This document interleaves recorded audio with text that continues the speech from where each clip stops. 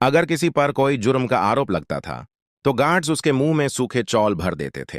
फिर उसको चौल चबाने के लिए कहा जाता और बाद में एक कटोरी में थूकने को बोला जाता। अगर चौल गीले और थूक से भरे होते तो उसको अपराधी नहीं माना जाता, पर अगर चौल सूखे निकलते तो माना जाता था कि डर के मारे उसका गला सूख गया है और उसको अपराधी करार दे दिया जाता। यह तरीका और भी खतरनाक था। गार्ड्स अपराधी के हाथ उबलते हुए पानी में डाल देते थे और उसमें से एक रिंग निकालने को बोलते थे। इसके बाद उसके हाथों पर पट्टी बंध दी जाती थी। 3 दिन बाद पट्टी खोली जाती।